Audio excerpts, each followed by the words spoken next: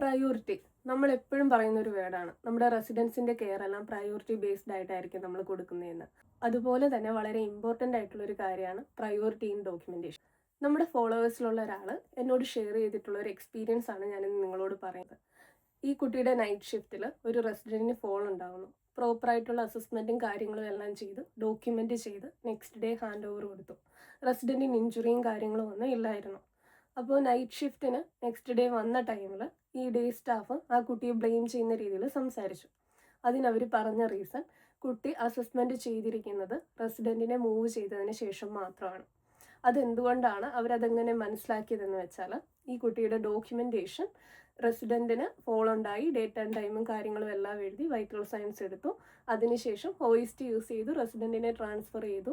അതിനുശേഷമാണ് ഈ ഒരു ഡോക്യുമെന്റേഷൻ അസസ്മെന്റ് ചെയ്തതായിട്ട് നടത്തിയിരിക്കുന്നത്. ഇത് വളരെ ചെറിയൊരു മിസ്റ്റേക്കാണ് നമ്മളുടെ ഭാഗത്തുനിന്ന്, നമ്മൾ അറിയാതെ വരുന്നൊരു കാര്യമാണ്. പക്ഷെ ചില സിറ്റുവേഷനിൽ ഈ ഒരു കാര്യം വരെ നോട്ട് ചെയ്ത് നമ്മളുടെ മിസ്റ്റേക്കുകൾ കണ്ടുപിടിക്കാനിരിക്കുന്ന ഒരാൾ പലപ്പോഴും നമ്മുടെ കൂടെ തന്നെ കാണും.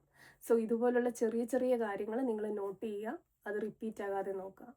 സോ ഡോക്യുമെന്റേഷൻ പ്രയോറിറ്റി ബേസിൽ തന്നെ നടത്താനായിട്ട് ശ്രദ്ധിക്കുക. അസസ്മെന്റിന് ശേഷമായിരിക്കണം ഒരു റെസിഡന്റിനെ മൂവ് ചെയ്തതായിട്ട് നിങ്ങളുടെ ഡോക്യുമെന്റേഷനിൽ നിങ്ങൾ കാണിക്കേണ്ടത്. പക്ഷെ ഇതൊരു കംപ്ലൈന്റ് ഒന്നും ആയിട്ടില്ല, കാരണം ഈ കുട്ടിയുടെ കൂടെ വിറ്റ്നസ് ഉണ്ടായിരുന്നു.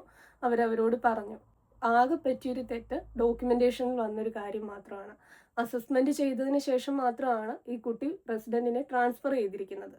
പക്ഷെ അത് ഡോക്യുമെന്റ് ചെയ്തപ്പോൾ റെസിഡന്റിനെ മൂവ് ചെയ്തതിന് ശേഷമാണ് അസസ്മെന്റ് ചെയ്തതായിട്ട് ഡോക്യുമെന്റ് ചെയ്യും. ഇത് കൂടാതെ എനിക്ക് നിങ്ങളോട് പറയേണ്ട ഒരു കാര്യം, നിങ്ങളുടെ ഷിഫ്റ്റിൽ ഒരു റെസിഡന്റിന് ലാസ്റ്റ് നൈറ്റോ അല്ലെങ്കിൽ ഡേ ടൈമിൽ ഫോൾ ഉണ്ടായി എന്ന് പറഞ്ഞിട്ട് നിങ്ങൾക്ക് ഹാൻഡ് ഓവർ കിട്ടുകയാണെങ്കിൽ ആ ഹാൻഡ് ഓവറിന് ശേഷം ഇമ്മീഡിയറ്റ് ആയിട്ട് ഒരു പ്രോപ്പർ അസസ്മെന്റ് നടത്തുക.